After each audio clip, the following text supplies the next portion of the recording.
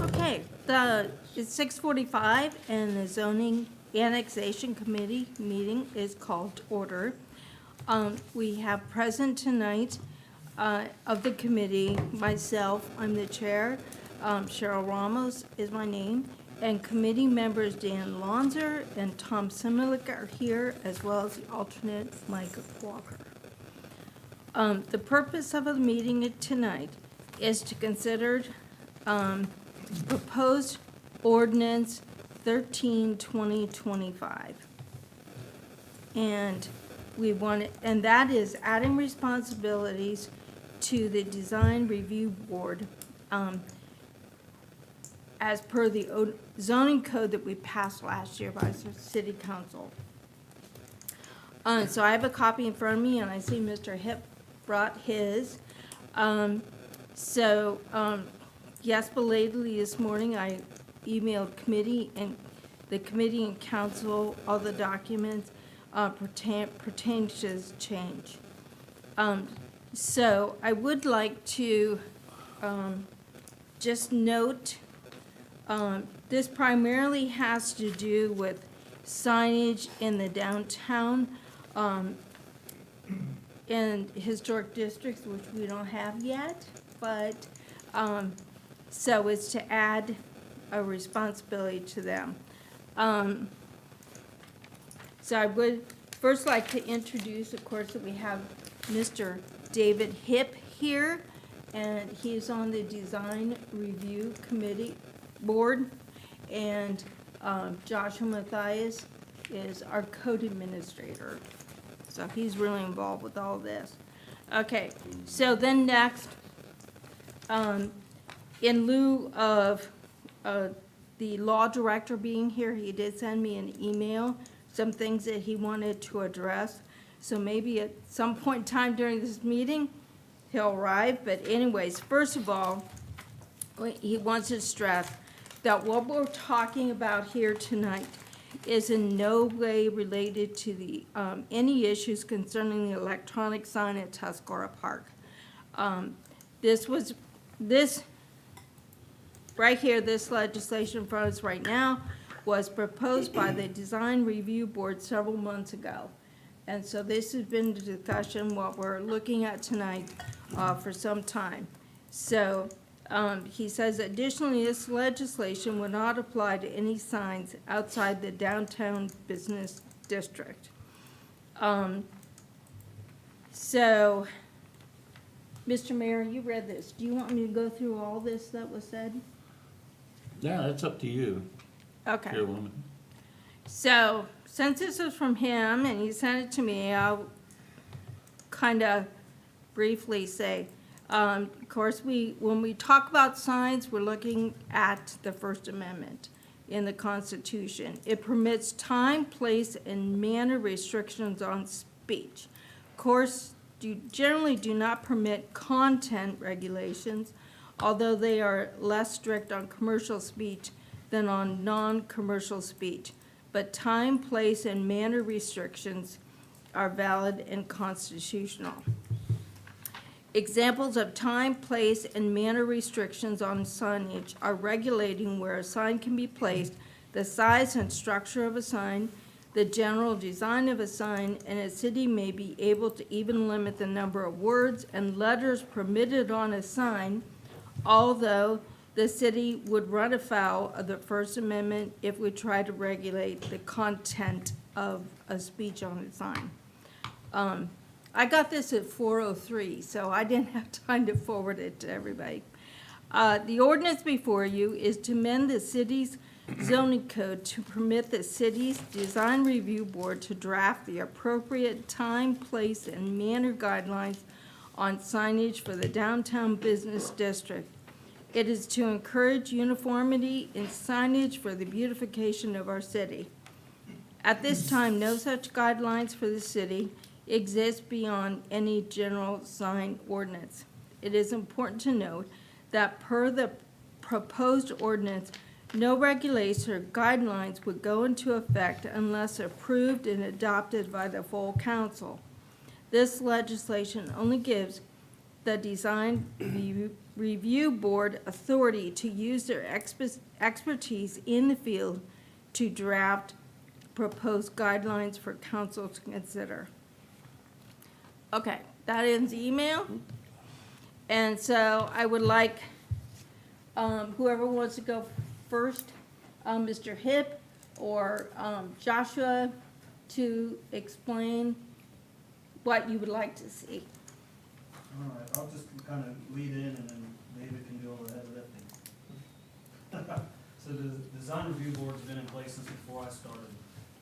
The new planning and zoning code that was adopted last year gives them some teeth to actually enforce some regulations in the downtown. Before, they were more of a suggestive board. They could make a suggestion on, hey, we'd rather your sign look like this.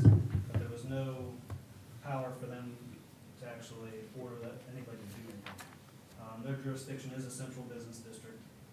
Just to give you guys a quick refresher, it's mostly, most of what they see as signage, but it is also facade improvements of buildings. And they're basically kind of given a downtown, they want it to have a feel, and they're still working on their guidelines right now to be what that feel is. And the language that's in this ordinance, they felt they needed some more language in there to enforce, when they get a sign from in front of them saying, hey, we don't like what this looks like, will you change it to this? And this language kind of helps reinforce that, and I'm gonna let him talk about the language, because he's the one that created it.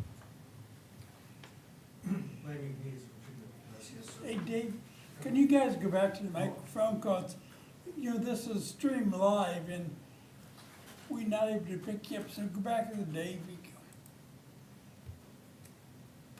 You're good. You're good. Yeah, you just talk into the microphone. It's just recording, it's not amplifying. Before he gets into language, like, if you guys got any questions about the design review board in general, I'm not a voting member, but I kind of oversee what's going on and kind of the middleman when things come in permit-wise of the downtown. They're also in place in case this board or this council ever decides to move forward with designating a historic district.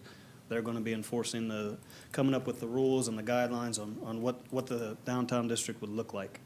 So, David, you got anything that you would like to, point out to council in particular about this language change that we're adding in? Yeah, I'll go through. Want me back there? Yes. Okay, I was at a few meetings with your consultant who put together the new zoning ordinance, and I can imagine if you looked at the length of that, is 4 or 5 times the length of your current zoning ordinance. So it's pretty detailed, and it was done by a person who's used to doing this kind of work. But there were several things that she left off because we had not talked enough about them, and we didn't see yet how the zoning ordinance would work. The review board here, we're kind of at a problem right now. As far as signs go, and that's what we're getting right now, we haven't got into the issue of buildings, but the sign problem is this. The ordinance tells you what size of sign, how you can locate it, whether it's lit or not, how you light it, and that's it. So if we get a request for a sign, so long as they meet those things, there's nothing we can do about it. So that's why we have had to approve a shockingly pink sign with black lettering that's going to go on a building. The Hispanic store on North Broadway, they had a problem with the sign, the size of the sign, so that was a problem we could take care of. But the other problem is how that sign appears. If you look at it, it not only has the name of the store, something about what it is, and it lists every possible thing that they provide in that store, including phone numbers and I think there's email addresses. Sign is totally unreadable, even if you're Hispanic and you can read the Spanish on it. You can't tell what's there. The idea is to establish some sign guidelines here that we can tell people signs generally have to look like this. You got the name of your business, what the business is, and they can freely put things in their windows to tell them what services they're going to provide. They don't have to clutter up the signs. And you don't have signs that look unusual or out of place or just plain ugly. there's a sign on North Broadway, the first block, I don't know if it's right next to the Hispanic store. It has AstroTurf on the sign. Why they put AstroTurf on the sign, I don't know. Those are the kind of things that the board here can't do anything about because we have no guidelines that can be enforced. We can't make up any guidelines or suggestions that have any effect. If they don't like it, what we say, and it's a suggestion to them right now, they go ahead and do it. It doesn't make any difference. So long as the sign is the right size, it's where it's supposed to be, that's it. The Design Review Board is concerned about that because things easily can get out of control. The new zoning ordinance you've got now is very complex. And I don't know if Josh has had a whole lot of experience having to deal with all the provisions there, but it's somewhat confusing. If you look through the zoning code the way it is now, where you would expect to see it, you don't see any description of what the Design Review Board's authority is. Somewhere else in the ordinance, it says the Design Review Board has to review and approve any application for signs, and we'll get to buildings later, within the downtown district.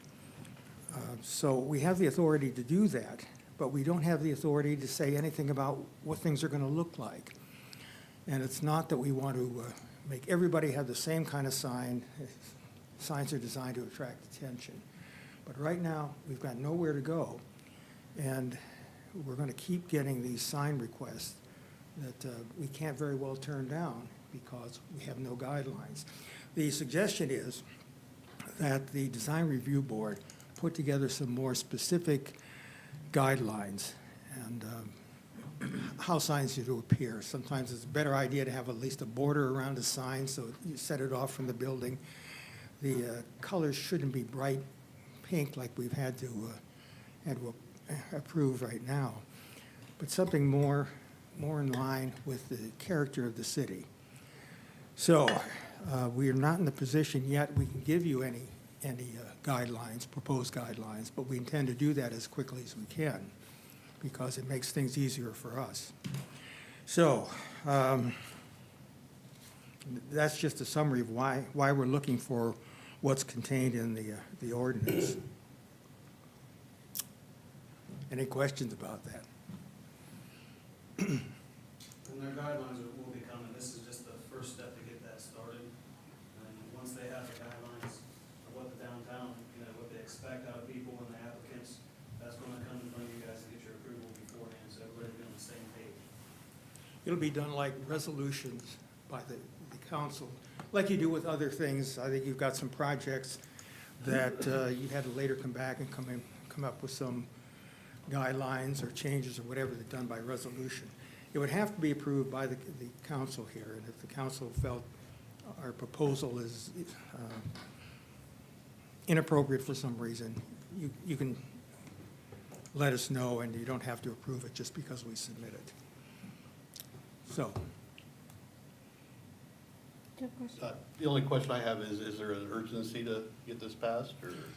Well, it's an urgency because we keep getting requests for signs, and we get more requests for signs than I've seen for other things.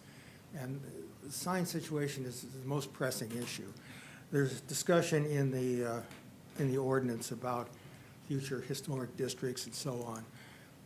That's in the future, and eventually that'll get worked on. But right now, the signs are. You need to say it's an AP so you can get the ball rolling on it. I'd say we have 3 or 4 permit applications on hold right now for Okay. downtown businesses that are waiting. That answers that question. Well, it's still gonna be a longer process, because this gives you guys the authority to make guidelines. You make the guidelines and they come back to council to approve the guidelines. So if we don't, I'm not a big fan of suspending the rules for anything, but if you guys can still be in the process of making rules, right?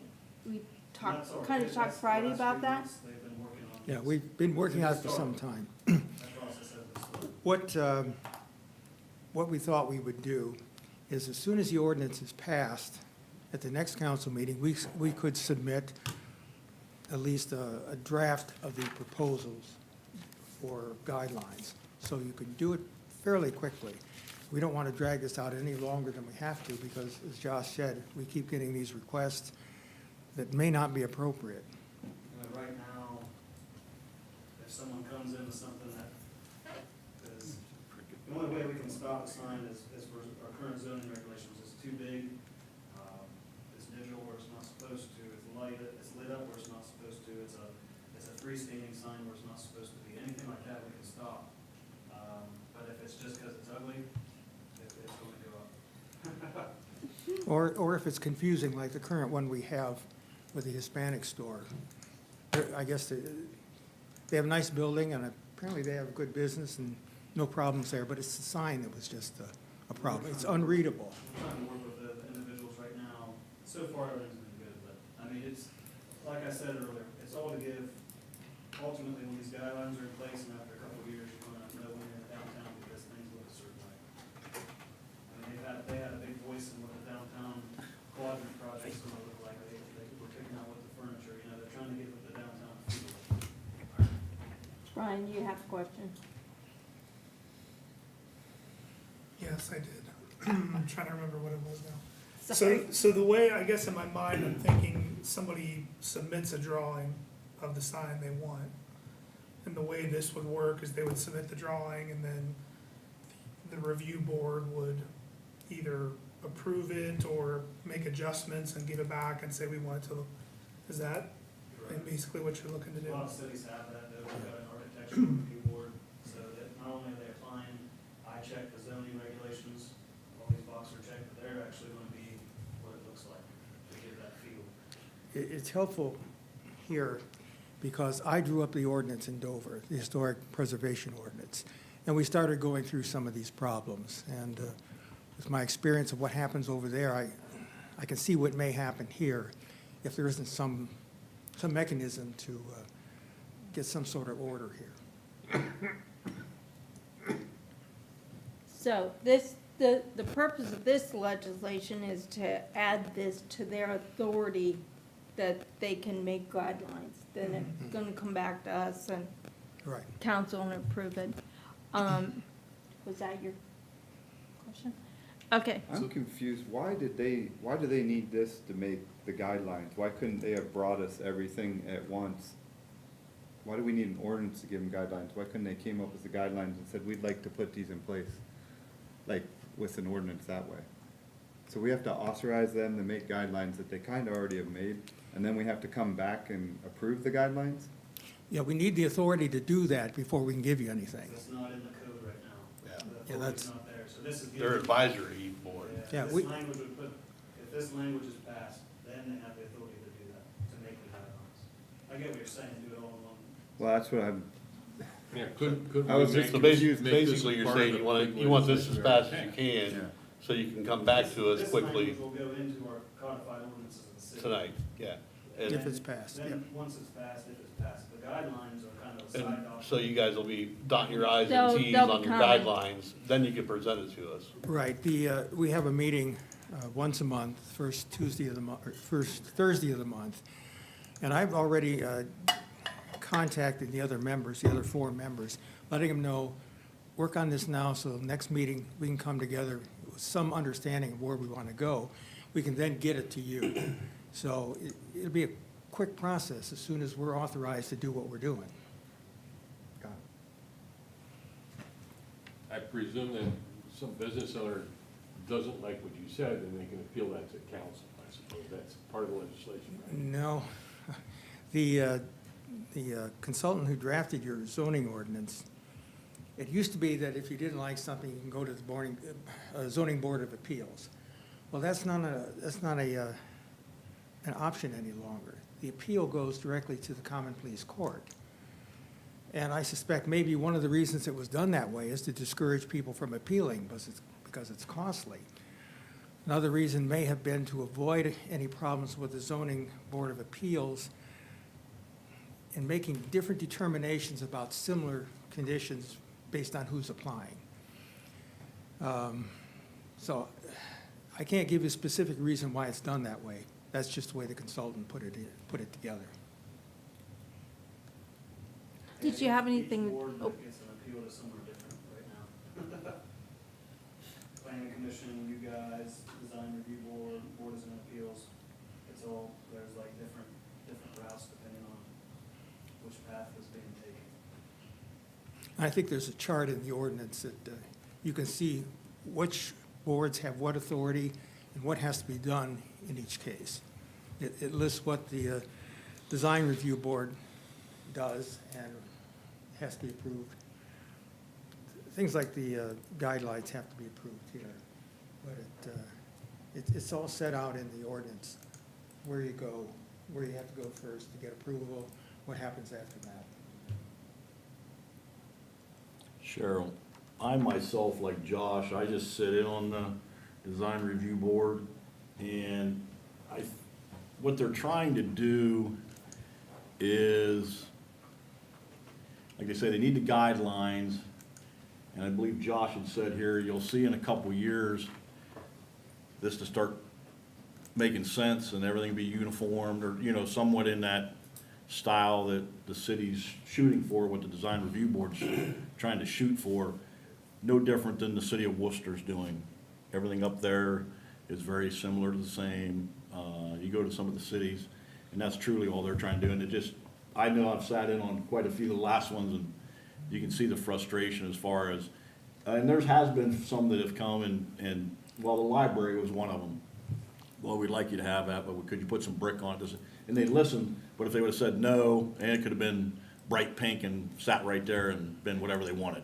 So I think that's really, am I right, Dave, is what Yeah. they're really trying to shoot for? I mean, it's nothing, they're overreaching anything, they're just trying to get something uniformed within that area of the city, truly.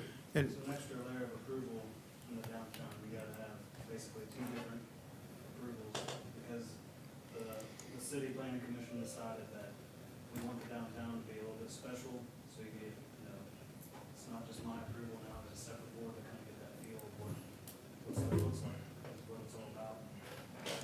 And we anticipate coming up with some proposal where all the signs don't have to look the same. For instance, if you look on North Broadway, on the west side, you've got the insurance agency, the financial consultant. Closer to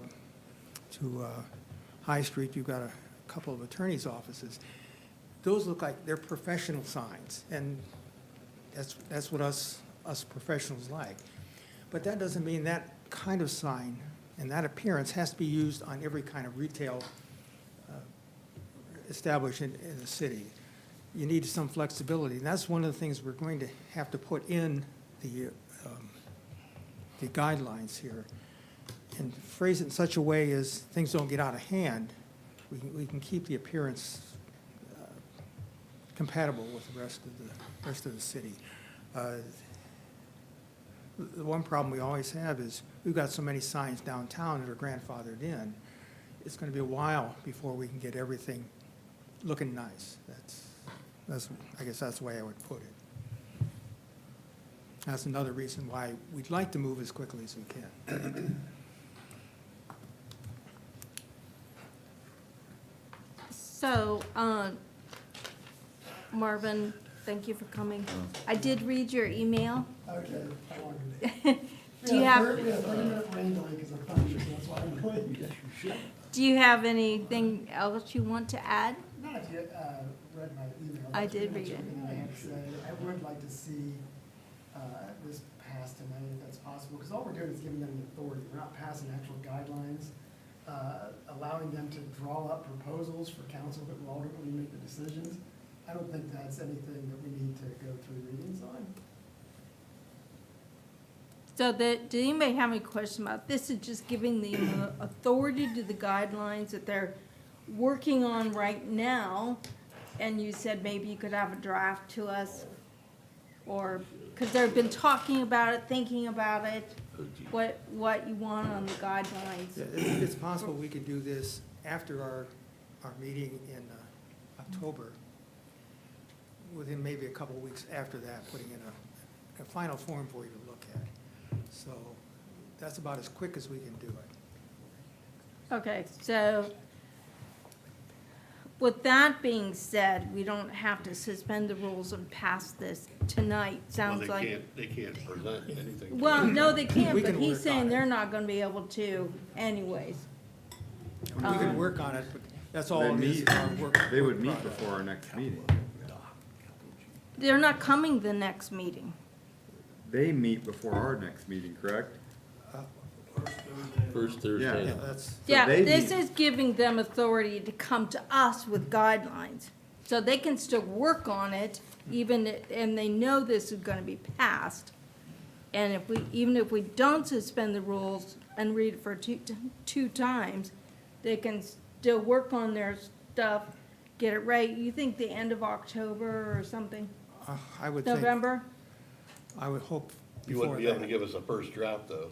Yeah, we can, as I said, after our next meeting, within 2 weeks, I think we can give you a draft. But if we of don't where we're pass that going. tonight, you wouldn't be able to, technically, No.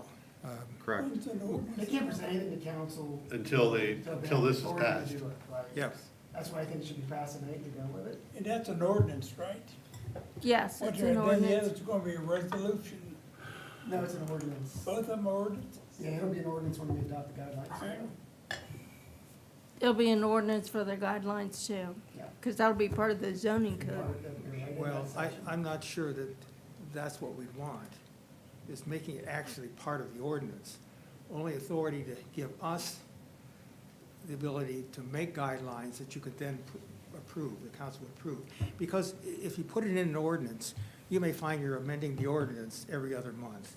Because, especially with signs, somebody out there is gonna have an idea that's gonna come up with something we didn't think about. That's just the way it is. And then you go through the process of amending your ordinance, which you don't want to have to do. It's easier to amend a resolution than it is to go through the ordinance amendment. And the guidelines are gonna be a separate document. You guys will approve them, but that way they can make those changes here and there without doing this every single time. Almost like bylaws to a meeting. The group can have their own bylaws. Anybody else on the committee have questions? I still don't understand why we have to give them the permission to draw up guidelines to come back. Why don't they draw up their guidelines and bring them in and let's take it all at once? Well, the ordinance makes what we do something you can enforce. Right. Yeah. But we can take that up when you come back and say, well, here's what we want to do. Yeah, That gets us in a position to say, okay, then we like it. Or if you bring back and say, well, okay, but we're never gonna have purple anywhere. Well, wait a minute, you know? well, if we could time this right, we would have submitted the ordinance and the request for guidelines at the same time. But the timing doesn't work out that way. We need this passed no matter what. You guys voted in to have this board be decision makers. Right now, we can't make a decision. We're just spinning tires in the mud. So if this doesn't ever pass, then we're gonna sit here for month after month spinning tires in the mud. This gives authority. But they do need legal authority to do this. That was something that was missing in the planning and zoning code with consultant last year. We took in all 200 and some pages. We're gonna find more stuff that we missed too. This Yeah. is the We said first. when we presented it. We knew that was gonna Yeah. happen. Yeah. Okay. Mike, any questions? I do not. Okay. Administration? No, nope, thank you. We're good. Just get Okay. it passed. And no public is here. Do you guys have anything else to add? Nothing more. Okay. Thank you so much for Okay. explaining all that. Thank you. Okay, do I have a motion on ordinance 13/2025? Yeah, I move that we add proposed ordinance 13/2025 to tonight's agenda, ask for suspension of the rules, and pass on first reading. Do I have a second? I'll give you a second. Frickin' Bill Gates just drives me nuts. Crazy Microsoft. Okay, now, well, vote. Tom, Yes. Dan, Yes. and myself, yes.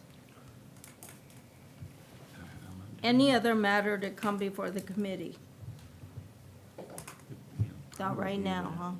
Have Kevin removed in because freaking Teams. Okay, motion to adjourn. So moved. No, it's connected to the internet. It's just not.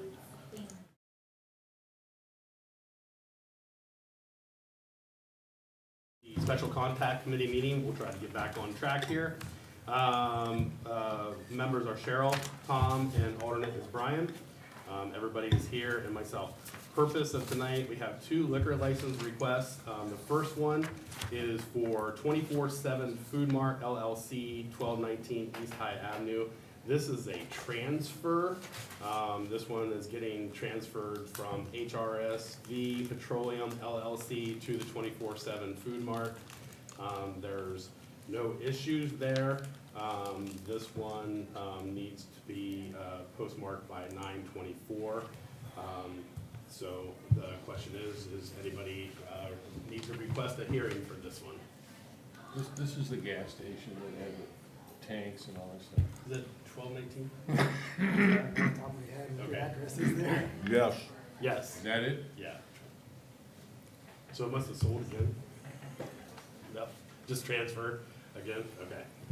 So again, no issues down there since our other issues. They're Yeah, fully the legal new, right the now. new owners have. And they paid They pay everything? everything that they were ordered, court ordered to. Yeah, restitution's been made. Yep. Okay. So the license is just transferring from the old From- owner? From to the one new to owner. the other, yeah, Okay. yeah. Anything with this one? So can I get a motion to put this on tonight's, for my committee report for all vote then? We did not need a hearing? Is that- that's how we- Yeah, Be yes right. equals no. Yes is no. Yes is no. We want yes. Yeah. I'll make the motion. All right, can I get a second? Second. All right, so I'll vote yes also. So we will add this on tonight's meeting notes for all council vote. The second one is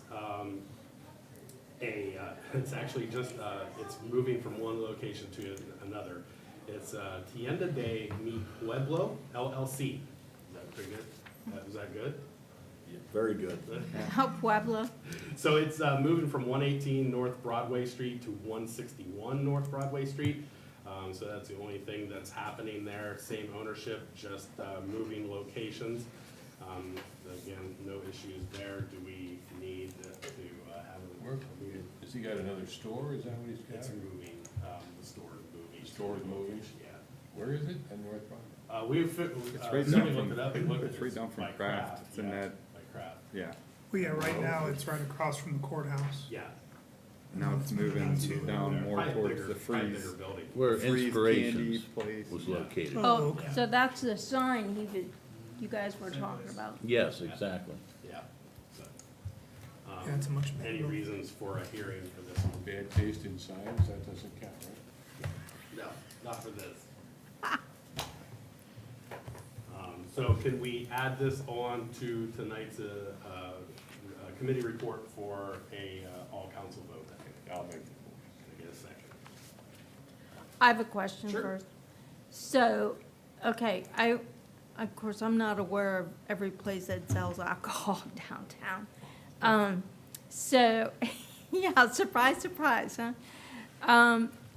So they sell it to go, I or? believe it's all to go, bottled Oh, cans okay. to go. Nothing, no open container stuff, no. Yeah, you can't go in there and set it Grocery store. Okay, like a grocery Yeah, it's store. a tienda. Okay. Okay, thanks for the explanation, and I will second. Okay. We got no problem That's a good with it question. in your other location. That was my Right. question. And I'll vote yes too. So we will add that on to tonight's committee report for an all council vote. Is there anything else to come before this committee this evening? Hearing nothing, can I ask for a motion to? I'll move to adjourn. Thank you. Motion to adjourn. What'd Thank you. you guys 7:20 or 30? All right, it's now 7:20. I'll be calling the Public Works and Economic Committee to order. We have one item to discuss tonight, and that's proposed resolution 25. It is about the Park Avenue Water Line Grant. I'm gonna turn this over to the Service Director now to give us some info on it. Okay, thank you, Mr. Chairman. For this year, for the OPWC grant, which in the previous 10 years is, we go for a grant for, $299,000. Everybody's kind of like, what is that all the time? But it scores better, versus the 300,000. You're allowed to go up to 300,000, but it gets you more points when you go 299, so we'll settle for that when we get it. But if you look at that, the length of that is just short of 2,000 feet of new water line, replacing old 2-inch water line and with some 6-inch ductile iron line. I had the water department go back and pull some records on repairs. Since 2003, there's been 27 repairs out there done on that 2-inch line. And I know many times I've reported on 2-inch line, I say it in light of when you're out there and you're on a 2-inch line, seems like you get down there, you dig on it, and you think you got everything back together, you look at it and it starts, and it breaks, and you're just like, it can be, it can be a finicky thing to work on. You've chased it a lot of times, that's why you see some of them ditches go from here to, you know, back wall or something, because you're trying to chase it to try to find a good piece to it. But anyways, that'll be part of the grant. It also gives you the ability to put in hydrants. So you have some, excuse me, naturally then you have some fire protection with that, as far as in that area that, in that whole stretch, you have no, you gotta draw from a different area, half block down or a block over to try to get that. That'll be 5 new hydrants in there. There is 12 services on that, believe it or not. There's only 12 because think about most of the houses are on the other side, this, that, or other. But we're gonna do 12 services. Those are all galvanized. Those will all be on our side. They'll be all copper, tied over to the homeowners. And if the whole price of that project is just over $900,000, and that is also I think like 170 or something close to that, if I remember right, or maybe just so that might have been 160 as far as paving that whole thing back also. Doing that amount of work, we're gonna go in there and pave it also, because that stretch through there is concrete once you get underneath the blacktop. So we're gonna go in there and blacktop it all and freshen it all up and be done with that. Again, so $300,000 roughly in grant, $900,000 total price. And the rest of that money would come out of, I believe 711, 3704, 5401. Would be the remaining of that money if we was able to get it. Excuse me. So, Where is it coming? I didn't understand what you said. as far as what? Where that other money's coming from? Line item, Okay. yeah. It'll be an enterprise fund, so it's not in the general Yeah. fund. 711, 3704, 5401, if I recall, I believe. Thank you, Mr. Service Director. Thank you. Anytime we can get any kind of grant money to help us with infrastructure is incredibly important, considering, I've been on council for a while, and we have a lot of problems under the ground. So the more we get fixed, the better off we are. Is there any questions on, yes, Mrs. Ramos? What was the city share again? The total price of it is, like, I think it was $902,000 and a $299,000 grant. Sir, 600,000. 600,000. 600,000 for the city share. And then, Thank you, I couldn't add it, Ron, is that something you applied for now and then it's like a next year kind of project? Or Yes, it won't be passed through, and we're fortunate, and I should say a little something about OPWC. Yeah. We're fortunate, it comes into the county engineer's office. Joe Bachman, I think there's only, out of the 88 counties, maybe 25% of them go out and share that money. most of them just can keep it all in. So, Joe's son. Doug is doing just like his father did, Joe, and shares that with other folks. So, and don't get me wrong, they always have a project in there with some paving or rerouting some stuff or doing some thing or cleaning out some ditches. But they can keep it all by the way We it's can't close. written. We can't And that completely money that close. comes in, Josh, you gotta keep one open. Yeah, you can't close. Just tell them to be quiet. But anyways, sorry, Brian, It's okay. that, we are one of very few that are able to, that goes into, back to them, they can keep it all. But we've always been fortunate enough, I'm sure, I think I've probably received this 80% of the time. And I am a member on that board now, because Joe had me on that board, and, well, the mayor was on it, and then. And I gave it to you. Yeah, lucky me, but it's great, and like I say, again, thanks to Doug and thanks to everybody at the county that, we get that opportunity, because it's just another, avenue to try to get that grant money in there. That's great. Good. And if you, and like on that one, if you can get a third of the price paid for, I'll go out there and buy stuff all day long if I get 33% off. There you go. You know, so, but we'll give it a shot. If it doesn't happen, then, you know, it won't happen. You know, we can't do the job yet, and we'll try to go for Gotta go another for avenue. it. Yep, Yeah, next time. yep. Any other questions from council, administration? Is there any action? I was gonna say, does this need passed like right away? I would appreciate it if it could. I've got a date. I was having problems getting a hold of engineer's office, and yes, if I could, that would be awesome. Oh, and one more thing, I'm sorry to interrupt you, Service Director, but our auditor actually pointed it out to us this afternoon that in section 3, they have Aki, I guess that's Aki. Aki Avenue Northwest, and the section 3, we just need to amend that to say Park Avenue Water Line Right. Grant. Should we fix that on your end? Yes. Yeah. Okay. Is So there, does that have to be amended before we pass this, or not? No, we can move to pass it as amended. as amended? Yeah. Is there any action to be taken on proposed resolution 25? I would propose that we put it on tonight's agenda and ask for suspension of the rules. Do we have a second? The amended one, right? The amended. The amended. I second that. All right, and we'll take a vote. Mr. Ribbit? Yes. Ms. Ramos? Yes. And I'll vote yes also. Is there anything else to come before committee? No? I would move Take a for mo- adjournment. Thank you, Mr. Ribbit, at 7:27. Thank Good you. job, guys.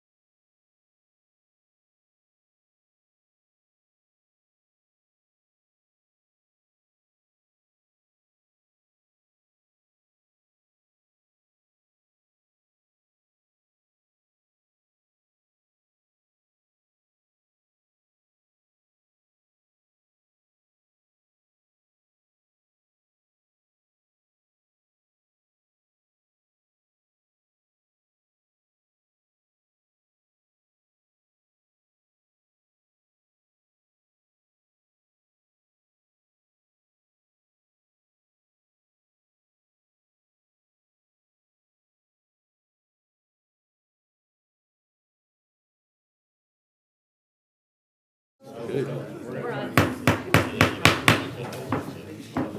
Good evening, this meeting of New Philadelphia City Council will now come to order. Would you please rise and remain standing for the invocation and pledge of allegiance? Mr. Walker. Bow your heads, please. Heavenly Father, thank you for this day. Thank you for the change in season, quickly change in season, and we're just grateful for the rain. Be with this council this evening as we make decisions and discussions based on you. Be with our safety personnel as they protect this city and work with everybody in this city. We pray all this in your name. Amen. Amen. I pledge allegiance to the flag of the United States of America and to the republic for which it stands, one nation, under God, indivisible, with liberty and justice for all. All right, thank you and welcome everyone. And we'll start off by roll call. Mr. Crimeville. Here. Mr. Lonzer. Here. Mrs. Ramos. Here. Mr. Ribbit. Present. Mr. Sears. Here. Mr. Simile. Here. Mr. Walker. Here. All right, thank you. All right, everybody had a chance to review the agenda. Do we have any additions to the agenda tonight? Mr. Alonso? Yes, Mr. President, I asked that we add proposed resolution 25 to tonight's agenda. Do I have a second? Thank you, Mr. Walker. In discussion by administration, council, roll call. Mr. Lonzer. Yes. Mr. Walker. Yes. Mr. Crimeville. Yes. Mrs. Ramos. Yes. Mr. Ribbit. Yes. Mr. Sears. Yes. Mr. Simile. Yes. All right, are there any other additions to the agenda? Ms. Ramos? Mr. President, I would like to add ordinance 13/2025 to tonight's agenda. All right, do I have a second? All right, thank you, Mr. Walker. In discussion by administration, council, roll call. Mrs. Ramos. Yes. Mr. Walker. Yes. Mr. Crimeville. Yes. Mr. Lonzer. Yes. Mr. Ribbit. Yes. Mr. Sears. Yes. Mr. Simile. Yes. All right, are there any other additions? All right, here now, entertain a motion to approve the agenda for tonight. Motion. Thank you, Mr. Grineville. Need a second? I'll second. Thank you, Mr. Centerlink. In discussion by administration, council, roll call. Mr. Crimeville. Yes. Mr. Simile. Yes. Mr. Lonzer. Yes. Mrs. Ramos. Yes. Mr. Ribbit. Yes. Mr. Sears. Yes. Mr. Walker. Yes. All right, our agenda has been approved. Minutes, everybody had a chance to review our minutes from our last council meeting. Are there any additions or corrections? Here now, entertain a motion to approve. Thank you, Mr. Simonic. Need a second? Yes. Mr. Ribbit, thank you. Any discussion from administration, council, roll call. Mr. Simile. Yes. Mr. Ribbit. Yes. Mr. Crimeville. Yes. Mr. Lonzer. Yes. Mrs. Ramos. Yes. Mr. Sears. Abstain. Mr. Walker. Yes. All right, minutes have been approved. Correspondence, Ms. Cartwright. To council and administration from Mayor Day dated September 12th, 2025. This is an email titled Tentative Agreement with the IAFF and Contract Summary. To President Kemp from Law Director Fate dated September 11th, 2025. This is an email titled Please assign to Mr. Rippeth's committee with Ordinance 14/2025 as the attachment. President Kemp assigned the legislation to Mr. Rippeth's committee. To council and administration from Mayor Day dated September 15th, 2025. This is an email titled September Tuscarawas County Mayors Association Meeting. To council and administration from Executive Administrative Assistant to the Mayor Jamie Bailey dated September 17th, 2025. This is an email titled Fire Department Organizational Chart, with that as the attachment. To Councilwoman Ramos from President Kemp dated September 17th, 2025. This is an email asking Mrs. Ramos to take Ordinance 12/2025 into her committee. To Councilman Lonzer from President Kemp dated September 21st, 2025. This is an email asking Mr. Lonzer to take Resolution 25/2025 into his committee. To Councilman Walker from President Kemp dated September 21st, 2025. This is an email asking Mr. Walker to take Ordinance 15/2025 into his committee. To council clerk from the Ohio Department of Commerce, Division of Liquor Control, dated September 3rd, 2025. This is a liquor license request, Class C1 and C2 from Tienda de Mi Pueblo LLC, located at 161 North Broadway. Responses must be postmarked no later than October 11th, 2025. I forwarded the request to President Kemp to place it in the proper committee, and to council and administration from Mayor Day, dated September 22nd, 2025, the mayor's report. And that concludes correspondence for this evening, All right. Mr. President. Thank you, Ms. Courtwright. We're moving to our administrative reports. First up is Mayor Day. Thank you, Mr. President. Hold on a second. I'm trying to get the safety director on a Teams meeting here and unmute his microphone. Kevin, are you there? There. Now we can hear you. Okay. All right. Well, first of all, I want to give you an update on construction of the downtown quadrant redesign project. It should start on Monday, October 6th. That's what we learned last week during a weekly virtual meeting with the project's general contractor and designers. During the construction period, there's going to be some downtown traffic changes, so we'll have more details on that. As far as the project goes, Service Director McAveer will be providing more details on that. At its regular monthly meeting this month, the City Planning Commission members voted unanimously to recommend to City Council a change in the business zoning on West High Avenue from 5th Street Northwest through 5 Points to the railroad tracks. The change to regional business district would match the business zoning that already exists beyond the railroad track to the bridge on West High.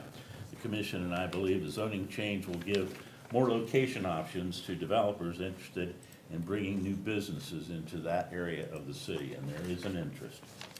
I also want to update you on the Ohio and Erie Canal Towpath Trail, the bike lanes.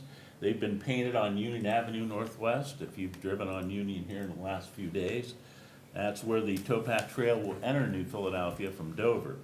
The lanes extend from the northern city limits south to Miller Avenue Northwest.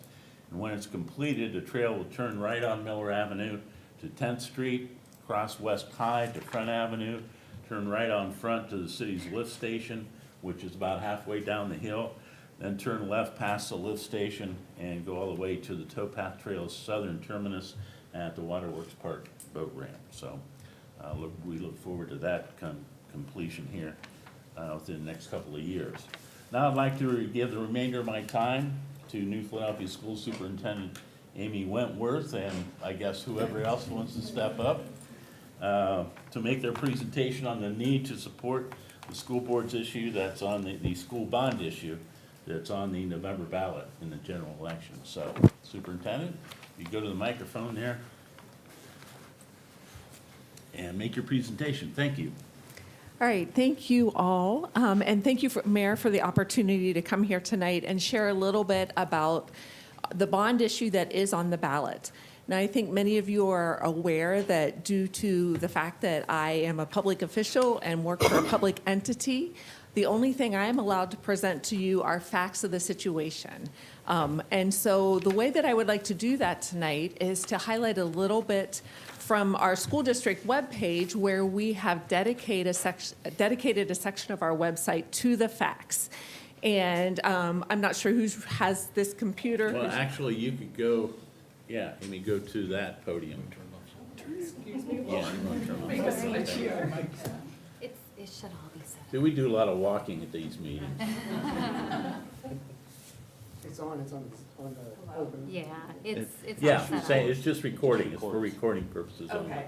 You'll be able to hear it on video. Wonderful. Yeah, So that's good. on our website, under the district tab, we do have this list that has just the facts. And along the left column, there are several flyers that can be downloaded to look at. I believe you have most of those flyers in front of you already tonight. On the right side of the video are a variety of, or on the right side are a variety of videos that describe certain things about the issue and about the district. And I would like to just take a minute and show you the first one. It's just under 3 minutes long, because I think it presents the facts much better than I could.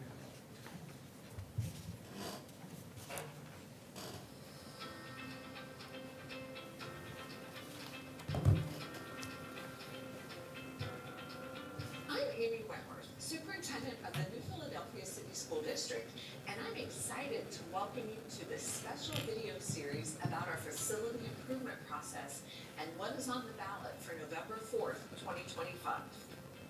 Our plan includes the construction of a new pre-K-6 elementary and 7 through 12 middle high school. The state of Ohio, via the Ohio Facilities Construction Commission, is providing 55% of the funding for the project. In mid-2023, New Philadelphia City Schools began working with the community, district staff, students, city officials, and business leaders to develop a plan for future facilities in the district. Our district faces aging infrastructure. The average age of our academic buildings is 80 years old, and we knew we needed to start exploring the best ways to address these facilities. After exploring various building and grade configurations, potential school sites, locally funded initiatives, and transportation details, the committee arrived at a facilities master plan. This plan was later officially adopted by the Board of Education in 2024. It addresses the immediate needs in the district buildings and provides the best long-term learning environment for students. This series is designed to address the many questions we have received from individuals in the community on the plan and our steps moving forward. We will cover what a school bond issue is, the infrastructure in our district, and our partnership with the Ohio Facilities Construction Commission, the OFCC. Our new plan calls for replacing the schools in our district and seeks to create new educationally focused spaces that will improve the student and staff experience for the decades ahead.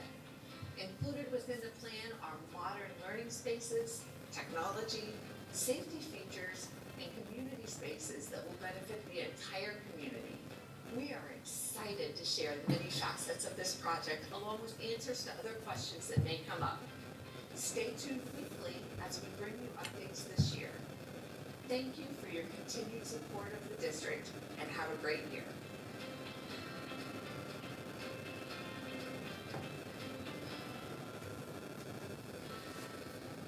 So the first, I believe, 7 videos are already up on the website. We're also releasing them via social media, so you will see those trickle out over the course of the next few weeks. We do have a few more that we're going to add as well. So with that, I'm going to sit down and turn it over to Jen Schrock, who is a board member, but tonight is here in the role of the bond committee chairperson. So we'll let her take it from here. Thank you, Amy. Coming around now, we have our campaign flyers and magnets. The QR code will take you to our website. If you haven't had a chance to visit our website, please do. If you have yet to follow us on Facebook, I really encourage you to do so. Just shout out to Michelle Milburn up there. She has done a fantastic job making our content. Shout out over here to Liz Stevenson and Kate McEwen, who are the stars of a lot of our videos on how to vote. Thank you. I thought about how we should present tonight, and it really made me think of how far we've come in a year.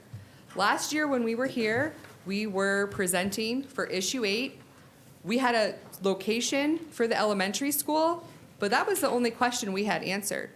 We didn't know where the high school was going to go. We didn't have all of the details about the funding, nor had we answered the question about what to do with the south side traffic. Since then, we have answered all of those questions. And it's not just decisions that a board made. These were decisions that were community-driven. When we did not pass in November, we invited the community back in early 2025 to say, hey, we heard you, where do you want the high school? And they said, we want it at current location. And still, the overwhelming amount of people voted in those meetings to keep the preschool through 6th grade building on the south side. We didn't have the answers to the traffic situation. The district paid to have a traffic study done, and the results came in April. Early voting had already started. Conversations that I've had with people on the south side, they said, we were not voting for that thing until we saw results. Now we've seen them, and we're a no to a yes. The third piece, our funding. We knew that state funding was coming, we just didn't know when. Now we have a commitment of $80 million. That means if issue 19 passes this November, every Quaker will walk into a new building in the 2029-30 school year. To put that in perspective, that's a shorter period from today to 2029 than it was from today to 2020 with the whole Oak Shadows debacle. So I'm excited to kind of finally be putting that to bed and moving forward. I wanted us to share some of our stories as to why issue 19 is a solid plan, and why as parents it's what matters to us. I listened to your advice when you came to our work session, and we organized a community-wide Quaker Pride door-to-door canvassing on the south side this past Saturday. We knocked on 326 doors, and the conversations we had were overwhelmingly positive. People are jazzed up about this. They are happy to have their questions answered. They're really excited about this state funding, and they're excited that we are going to be addressing the traffic issues on the south side. They also are excited that our kids will be in safe facilities. I had an 80-year-old woman named Sally who lives on Springbrook who called me and she said, I'm 84, I want a sign in my yard because I want everyone to know on my street that I might look like a no voter, but I'm a yes voter. These kids need safe schools. I choked up talking to her, and I'm gonna choke up right now talking about South School. When my son was a third grader in South School, leaving his modular to go to the bathroom, and I found out how that process went, I had to tell my 9-year-old child, if a man with a gun comes up to you and demands to get in that building, you run in a zigzag pattern across the street to Springbrook while screaming gun and knocking on doors. That is a reality that parents have to face. All of our buildings were built before mass school shootings existed. Our high school was built before sliced bread.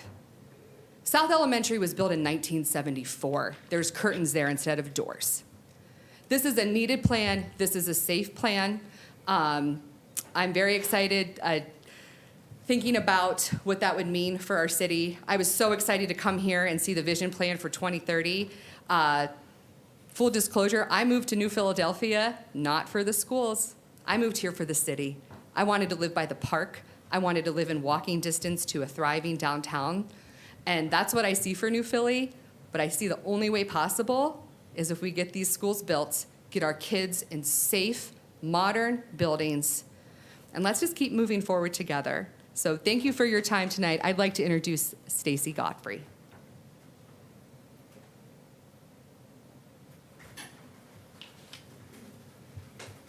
Hello, as Jen said, can you hear me? You're taller than me. I'm Stacy Godfrey, and I wrote a few things down so that I don't start rambling and lose my train of thought. I'm going to talk to you guys a little bit about my own experiences with the schools, and then also why I think it's important to our community as a whole. We moved here in 2019, and so I'm sort of presenting from an outsider's perspective the views on the schools. My oldest went to first grade before we moved here. Excuse me. It wasn't from a big place. We moved from Ontario, Ohio, which is right outside of Mansfield. So there was, that sounds loud. Their population is only about like less than 4,000 people. But his elementary school was pre-K through 5. And it was really nice. It had a big, bright library. Like their library was bigger than this room. Excuse me. They had a technology classroom. They had private rooms for the reading specialists to take the kids that needed some extra reading attention. So when I mention each of these things, because across 5 elementary buildings, 0 of ours have any of those things. So before we moved, I came to tour the school. And again, it was 2019, so it was still neighborhood schools here. So East was our home school. And just to be honest with everybody, like when I first walked into the building, my reaction was like almost tears. I was like sick to my stomach, and I was just, the building looks dismal and outdated. And my first thought was, what are we doing to our kids? Like, oh my gosh, like, should we do this?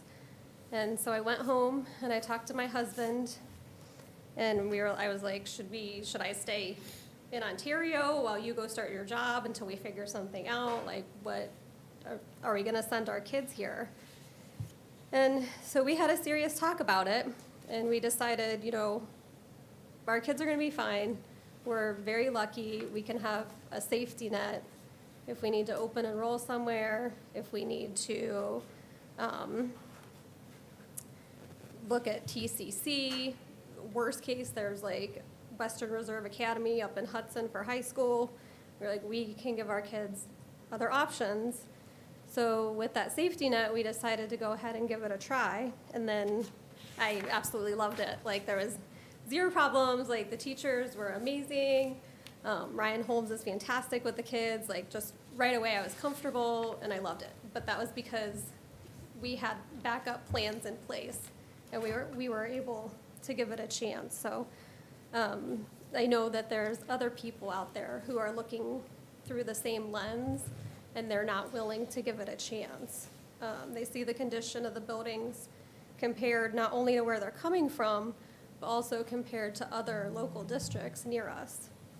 So they don't have the same emotional connection to the buildings that people here have. You've grown up with them, they're fine, they were great for you, they were great for your parents. And they are great buildings, but it's viewed through a much different lens when you're comparing them to buildings elsewhere. So I know I've said here before last year, the last 4 physicians and PAs that my husband's office hired chose to not live in New Philadelphia. One's in Dover, one's in Tusky Valley, and 2 are up in Canton. And then not only are we losing potential residents, but we're also losing our own students. Under open enrollment, we send out twice the number of students that we take in. Those are all families that live in New Philadelphia that are choosing to send their kids to other districts. And then if any of the buildings do have to close, we'll lose even more students to the surrounding districts.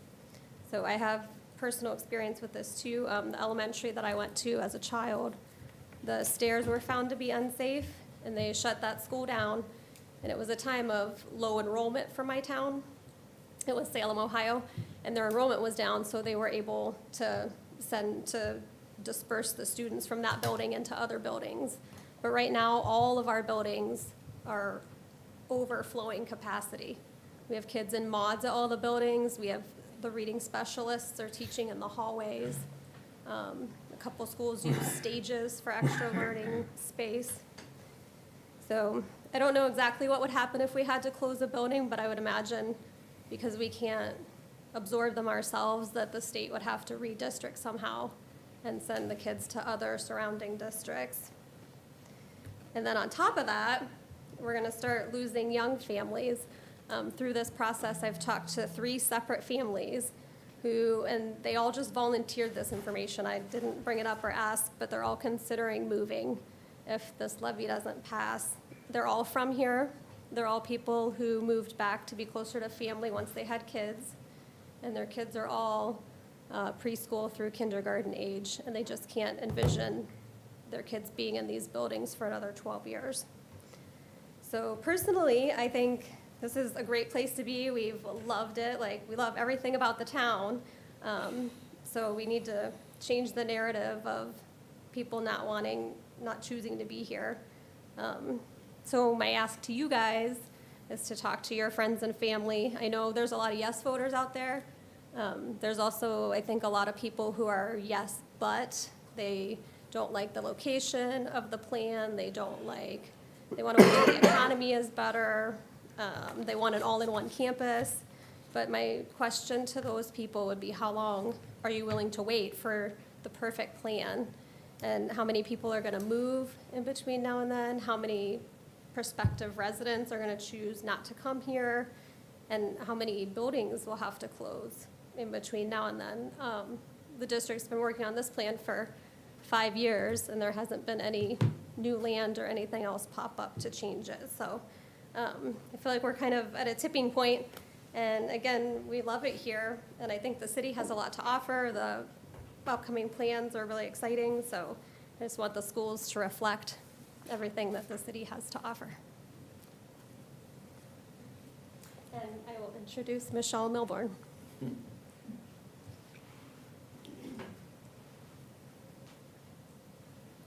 I'm shorter than you, Stacy, sorry.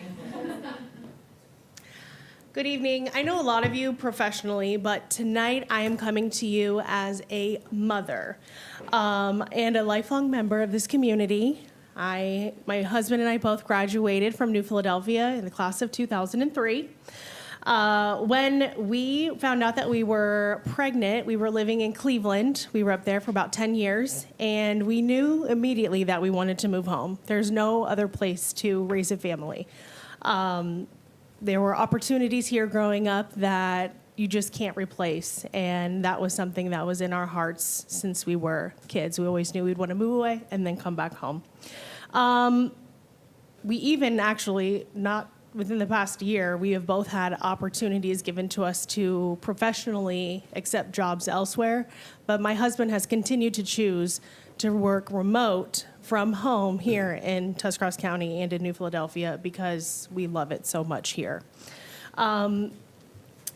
So today, my daughter is a second grader at South Elementary. Jen talked a little bit about South, and I don't know if any of you have been in South Elementary within the last, 1971. I don't know when the last time you were there was, but school shootings have been a thing for quite some time now, and growing up, we didn't really have to worry about that. I think Columbine happened in 1999, and even a graduate of 2003, we weren't really as privy to it as we are now. It is in our face constantly, every day, school shootings. A few weeks ago, I was picking my daughter up from South, and we're driving home. And this was after that school shooting that happened in Minnesota, I believe.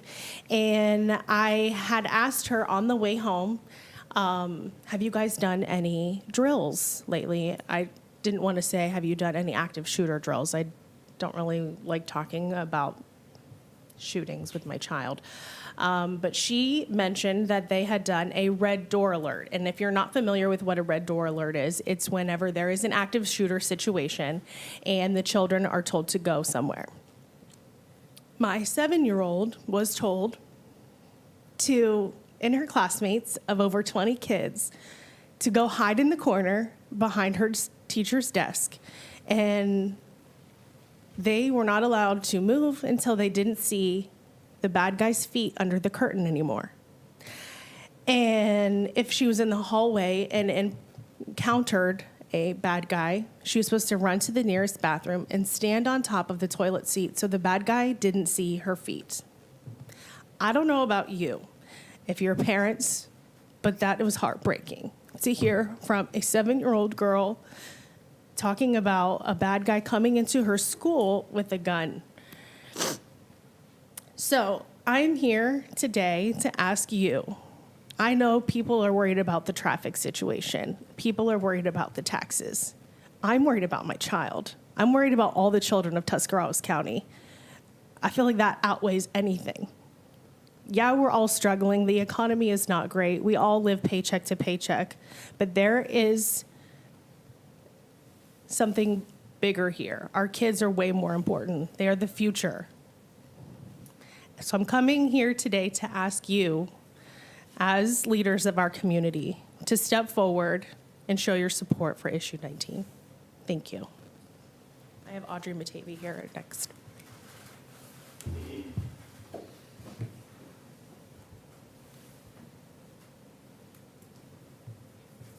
Not that much taller, but wow. Okay. Good evening. Thank you guys for having us here tonight. I'm a little bit different than some of the transplants that spoke tonight. My family has actually been in the area since 1837. I am a third-generation Quaker, and I am raising a fourth-generation Quaker. But just to kick it off, my name's Audrey Matavy. In addition to being a proud member of this campaign committee, I am also a New Philly graduate. I am the elementary PTO vice president. I am a local business owner.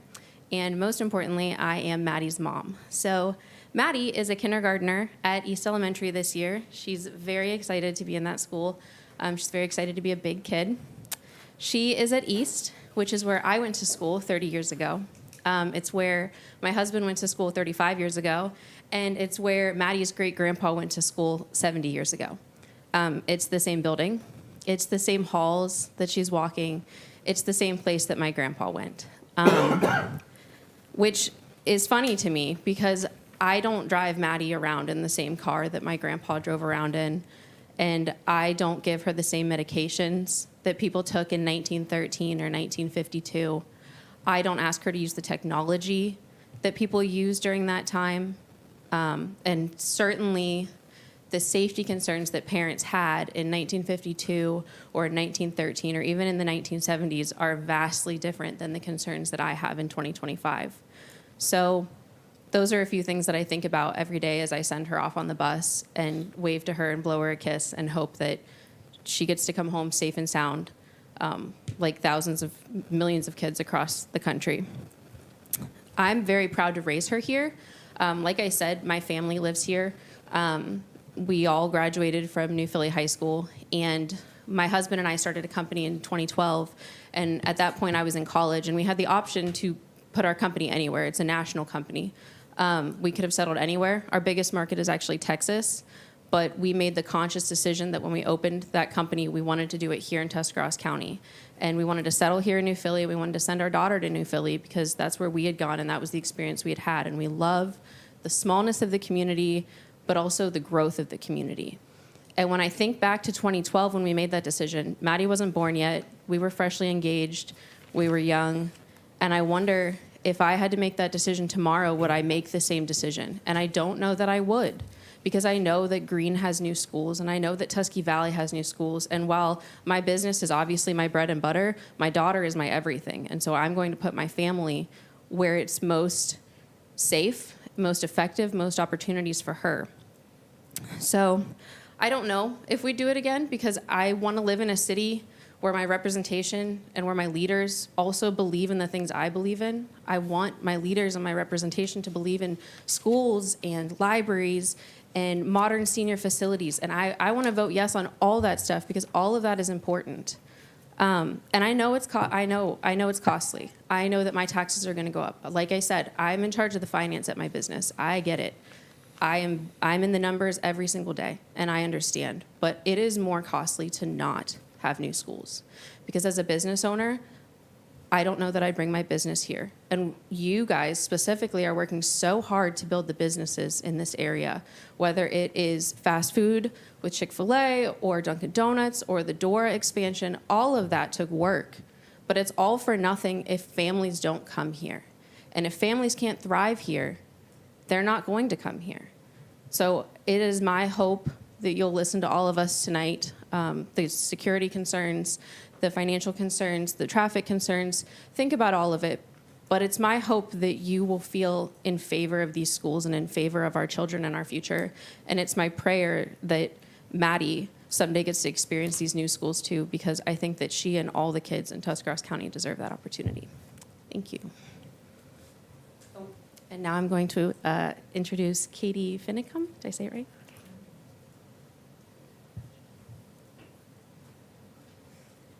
I am not eloquent, so I'm going to read.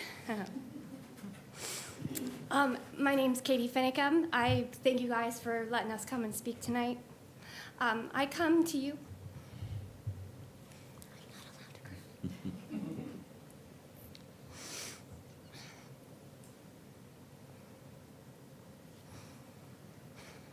I come to you not as an expert in finance or policy, but as a parent and resident of New Philadelphia for the past 12 years.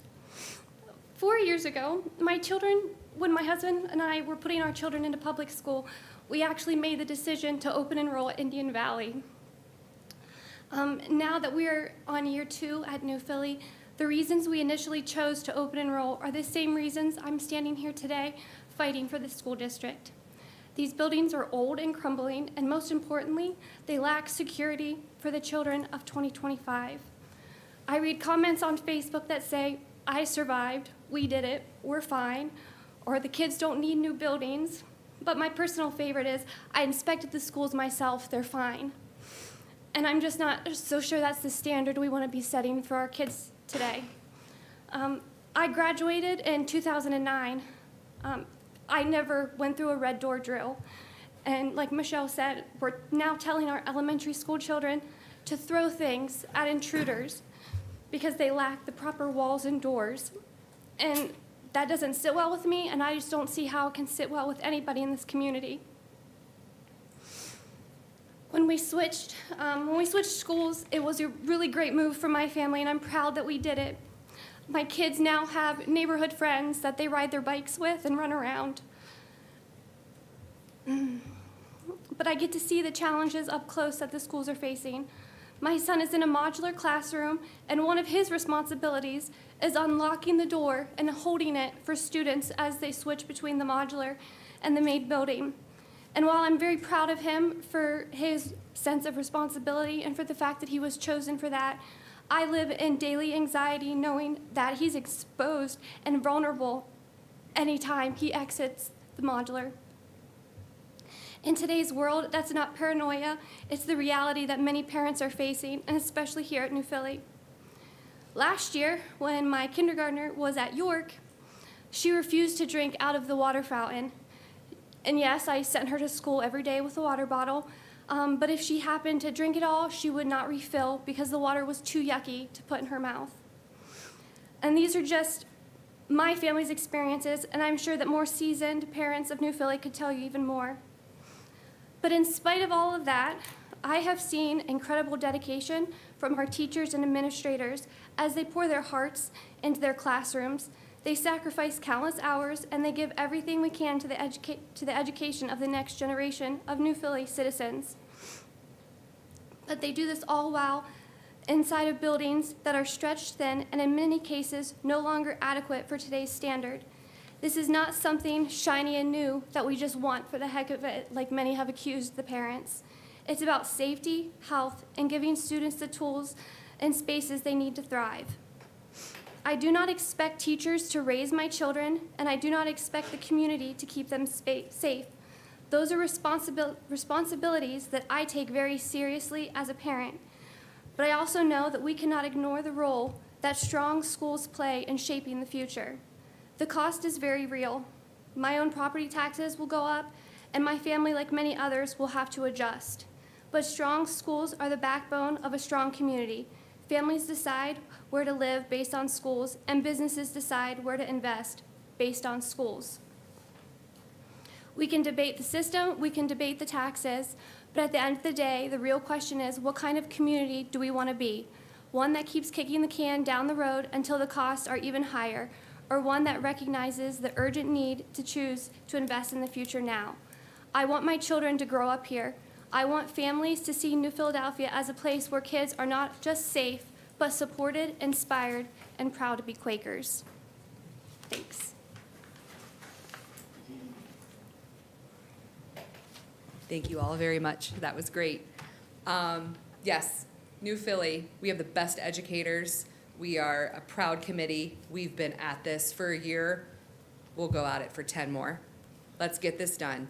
In a perfect world, in a just world, in a moral world, the state would say, you're up for $80 million. Here's your check. But that's not our reality. They'll say, we'll give you $80 million, 55% of the project, raise the other 45. Let's work together. Let's raise this other 45. Thank you so much for your time tonight. I always enjoy when I'm in your company. Any questions for any of us? I think, many of you are here our last council meeting when Michael McInturf was here to kind of lay out our vision for the next years. And right at the top of that list was schools. Mm-hmm.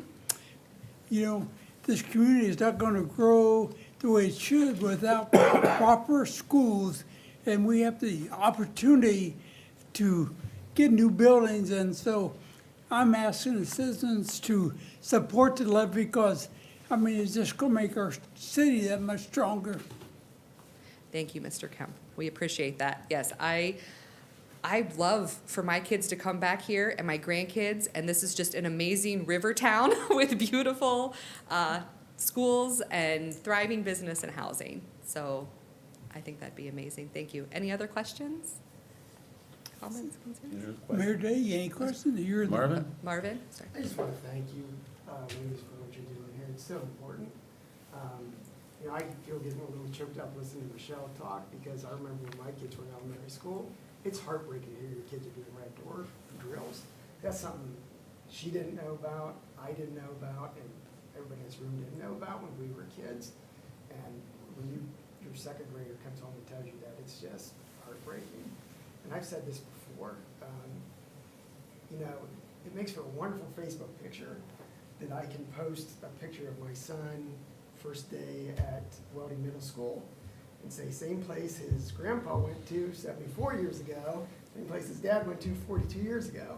That makes for a very cute Facebook picture, but it's a terrible commentary on our community, that they're going to schools that are that old. Both my kids are phenomenally, I don't want to say grateful, I want to say blessed. They're phenomenally blessed to be in this school system. I have no complaints. Every teacher we've had is phenomenal. They're both in the gifted program. I've got an 8th grader that wants to be an anesthesiologist someday. And I've got another one that's either going to be an engineer or he's going to be an attorney because he's really good at arguing. And you know, and I moved back here. I lived in Cleveland, Columbus, and and Akron before moving back here to start a family. This is where I wanted to start a family because I grew up as a Quaker. There's so much tradition and things here. My dad was a Quaker. My grandfather used his family here during the Great Depression because he wanted to take them to good schools. He wanted them to have a good schools, a good education, and that's why he brought him here. And you know, and I have to look at, you know, I would love for my kids to come here because we've got phenomenal people. When people are looking to live in an area, they're looking for what kind of expansion you're doing, what are you doing as far as jobs are concerned. We're nailing that one. What do you have as far as recreation is concerned? We're nailing recreations. We've opened a park on the south side. We've had a fantastic partnership with, thanks to the leadership of Mrs. Wentworth, with regards to our stadium and the fact that that facility can be used by the whole community. We've got the South Side Park. That's going to be expanding for more soccer fields. The mayor opened our waterways that everybody's using. And so we've got those 2 bases covered. But the third base that we don't have covered is the schools. And that just concerns me terribly. It's why I vote for all these levies because, you know, my oldest son wants to go to High State and go to med school. And, you know, what do I tell him when he wants to start a family? Come back here and send your kids to the same school your grandpa went to 100 years ago, or stay down there and go to Upper Arlington or Westerville or something. And I don't want to do that. I chose to move here. And it's really, the facilities really shortchange our staff because we've got a phenomenal staff here. And I have no complaints about that. So I'm pushing for you. I've asked for 3 signs. I apologize. I jumped on you about that. Oh, no, they're on, I know you're passionate about, you are on the next Yeah, list and they are coming and we appreciate that. One of them's gonna be at an 81-year-old woman's house, so. Yay. The boy's grandma, my mother. So I just wanna thank you guys for what you're doing, and I appreciate your passion and your hard work, and if there's anything I can do besides putting up signs, let me know. Thank you, Mr. Fate. And you're absolutely right. Our educators are, out of this world. Phenomenal. Thank you. Yes. This presentation was important. It is important. Your work is important. The need for new schools in this town is important. I think our future depends upon it. It really does. As you've very well stated here tonight, you have the full support of the mayor's office in your effort. But now's the time to put the pedal to the metal to the finish line. So as far as your campaigning goes, don't let up, because you still have to reach people. But just understand that you have our support, and we expect to win. Thank you so thank much. you. And we appreciate it. Thank you. Yeah. Council President, I would also like to request an executive session at the appropriate time here during the meeting to discuss some contract issues. All right, do I have a motion to do that? I would move for that, I Mr. need a President. second. I'll second. Roll call. Who was the second, Mr. Walker? Simile. Simile. Mr. Ribbit? Yes. Mr. Simile? Yes. Mr. Kreinbell? Yes. Mr. Lanzer? Yes. Mrs. Ramos? Yes. Mr. Sears? Yes. Mr. Walker? Yes.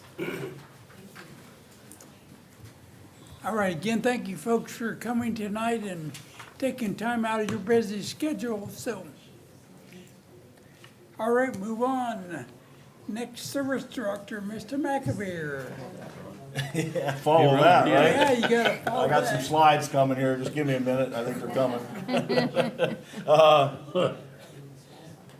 Last Thursday, the 18th, we did a final, not a final walkthrough, but just pointing out some things that needed done up on Glen Drive. Truly, the only thing they really needed to do is some, a little bit of earthwork, might bring some topsoil in a few spots. They have to reseed everything. Naturally, the weather we've had, think about it. So, and they realize that, they have to do some reseeding. A lot of the lines that are protruded through the curb strips need cut back. They're out quarter inch, maybe half inch, some of them, but our plows are gonna get them, so they gotta cut those back. Some grading in some areas. There was one spot up there that had a bunch of rocks still in it. We pointed that out.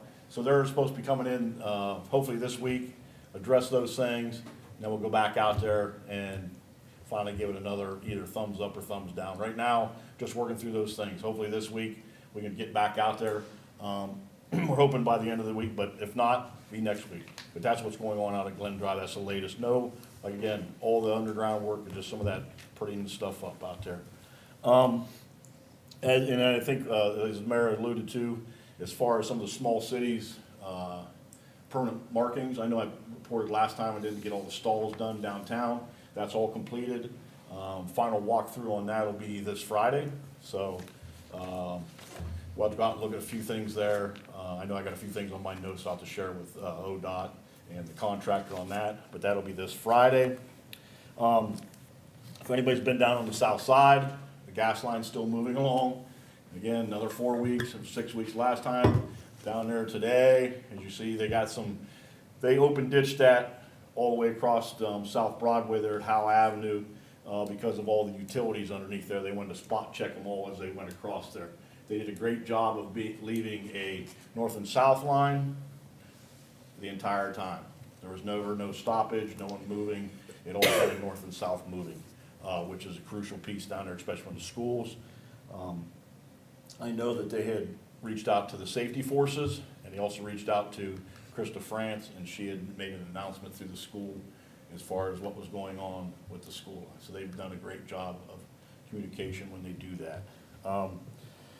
Also, I want to remind everyone that hydrant flushing will start the 28th. There will be the schedule out on the website. Just keep an eye on that. We do midnights. I believe I've said that before. It'll go through the 5th. So keep that in mind. Also, we ordered, I always dislike this, ordered salt last week, 1,200 ton. It increased up to $61.58, roughly, well, not roughly, it's $6.26 more a ton. And I know it don't sound like much, but it's $7,500 more dollars than we had as far as in that last year. The previous year, we only had 700 ton. Last year was a more, not typical winter, but less than a typical winter, but 1,200 ton.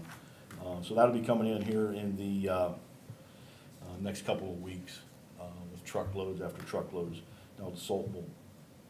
Also, wanted to mention, I know people have asked about both rapid flashing beacons, the one at North Broadway and Tuscarora. That one is funded through Safer Grant through ODOT. Saw Dan Lorenz last week at a meeting. Don't look like it's going to go through this year. And if everyone remembers correctly, we had in the budget for this year the other one at Tuscarora and 2nd Street. I'd heard about a Timken grant here, roughly about 8 weeks ago. And, just on a whim, thought, you know what, I'm gonna go out there, fill it out. Well, I was told on Friday, and I did it for the RFB at Second and Tuscarora. And, fortunate enough to get $20,000 through the Timken company to, purchase that RFB through there, install it. So I'll work on pricing and whatever Rose needs me to do up at Timken to get that money in, but it was just like I say, it was just on a whim. She had talked to me, there was, through some connections, and she gave me the thing. It was very easy to do, and I thought, I'm gonna try it. Went for $50,000 because, just so everybody knows, what I thought of, might do something down at Southside Park, because we're doing that pavilion, and maybe go through some furniture or whatever. So I put that kind of stuff in it too, for that pavilion, maybe some tables, that type of thing. But I don't know how much of this will be left over, but if there is some left over, I'll be able to go down there also. So I'm hoping that I can get 15 and get this done. I'll probably just have Wood Electric do it. They did the other two in town. So just wanted to let everybody know that fortunate enough to get a $20,000 grant through the Timken company. And this last year they'll be running anything through the local, our local plant. So fortunate enough to grab it at the last time. So I'm pleased about that, just to say the least. So send in my report. Good job. What about the quadrant? Oh, yes, I apologize about that. Yes, the process has been, Yeah, yeah, rough. But I think as reported before, we was 629 over. Boy, are we fortunate enough to be able to have a direct line and communication with Director Carey right out of DeWine's office. And with the help of the mayor and us just talking to Director Carey, and he committed 200,000 like it was nothing right now. Because that was gonna gut that project. I mean, think about it, we got 629. How transformational is that? I believe the mayor drove home that very well with Director Carey. So he was able to, right off the bat, get 200,000. Went down to Omega, made the connection with Omega. They pony up 200,000. Matter of fact, that just got okayed last week on Tuesday's meeting. They did a vote through the membership there, and we got 200,000 more. So left us, and then when we rebid the thing back out, it was up about another 20-something thousand on some things we had done. So we really only have roughly 200,000 out. What that did was roughly, I think the number was 6% of the pavers went away and went to concrete. But if you look at the overall thing, you can't tell it. We stayed with concrete around towards the front of the, most of the entranceway of the buildings and stuff. But overall, the hardy stuff of it, I guess you want to say, the punch wow is still there. And some of it was easy stuff like mulling under the road or open ditching it. And mulling was so much better anyways, but open ditching was cheaper. And I was like, I can't believe that, but that saved us 15,000. But it was just little things. We had to take off nickel and dime from things. They tried to nickel and dime us on moving the statue for a second. I'm like, no, keep it there, build around it, you gotta do it. That was 15,000. It just blows your mind when you start digging through different things and you start saying, no, this can't be right. So, long story short, really, maybe 95,000 worth of actual material and work. Other than that, we'll be happy. The city will be happy with the product. And like I say, again, I can't say enough about Director Carey and Omega, Vicki King Maple, as far as $400,000, because that project would not have been transformational. And then you got to think of, okay, what are you going to do? You're going to do 2 of the quadrants, and then have a third one that'll never, we probably won't see get done. This money was, if you got to remember, that was at Appalachia of $500 million throughout this, so. One interesting thing on that, I think we've all talked about the CMRs, was the folks that was getting rich on these. Interesting story. Ohio House and Senate passed legislation for CMRs because they see the $600 million that went out and they see the people that got fat wallets off of it. Now they have to put out the exact amount they're gonna pay, the exact amount you have to pay them, and so on. They passed legislation to shackle them in because it was a blank check. I think I've said here before, everybody, and maybe you guys forget, but that CMR, which has been with us for the last 2 months, just guess how much they get a month. I think I've said it here a couple times. $58,000 a month to manage that project. So who's getting what? Who's transformational here? Yeah, the CMR on this downtown project is 26.2% of the $2.9 million. Typically, it's 10 to 15% of the project. And typically, we're seeing 13s Yeah, right now. So yeah. you double So that. that's really what got me, Fired up. yeah. I seen it. Talking to Director Carey at the Office of Appalachia and to the Assistant Director of Department of Development. Is that's just, you know, how can we have transformational projects when the CMR's 26%? So, And the great thing that it was nice to see how that legislative body yeah, is they to put some realize. guidelines. They know now. It's, Yeah. hey, it's late, but if anything else happens, it's just Going it's not gonna forward, be yeah. moving forward. We're gonna have that. Yeah. Again, I'm so glad that if everybody remembers right, that it started that, you know, we had the overpass underneath these, we had the Pillars. the pillars going through town, right? That got zipped right away, but if I would've had the 500,000 in there, we'd have been 1.1 million over, because they ate that 500,000 up right away. So that's just, again, I'm glad the legislation addressed that in this last round of bills and that stuff they passed, because it's been rough, but we'll get through it, and it's gonna be transformational, and let's get it done before next year this time. Sounds good. Yep, Any questions? All right, thank you, Mr. McAbeer. thank you. Is Kevin online? Is he gonna give a report? Yes, Kevin. Hold on a second.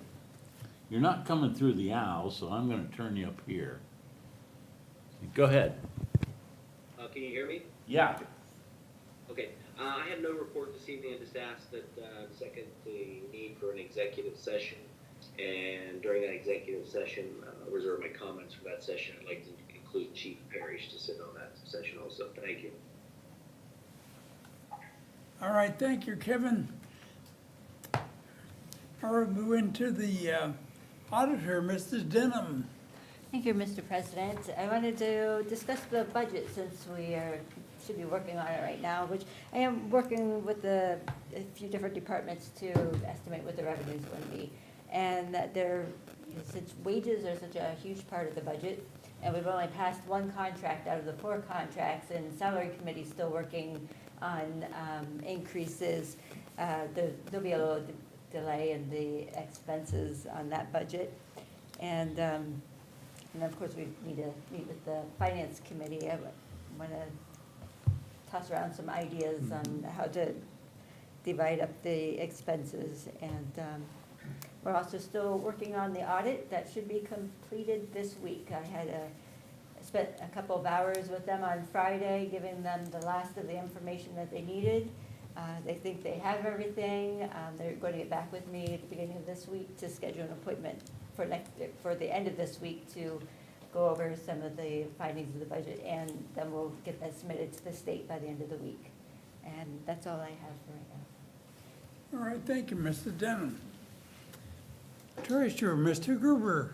No report, sir. All right. Law Director, Mr. Fate.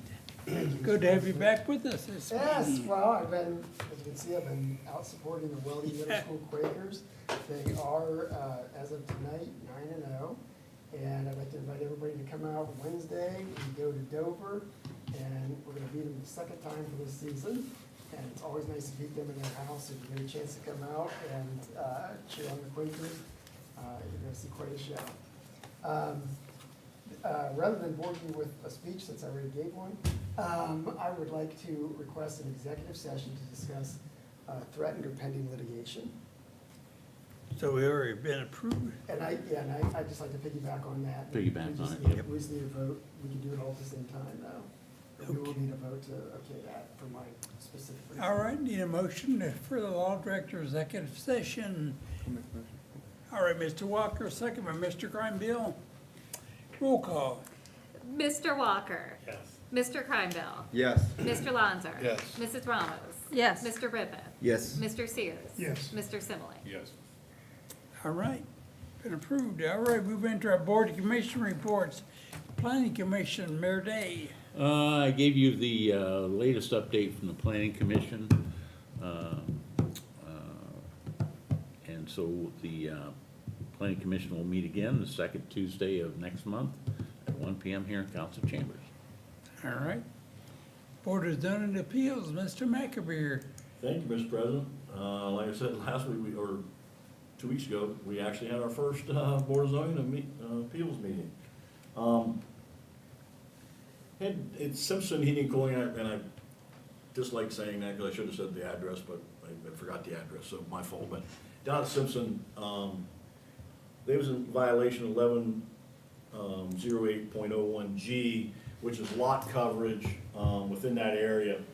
What they're gonna do is tear down a house that sits on 9th and Maple there and build a bigger building, expand their footprint there. And as they go, they're gonna continue to do some stuff out on High Street also.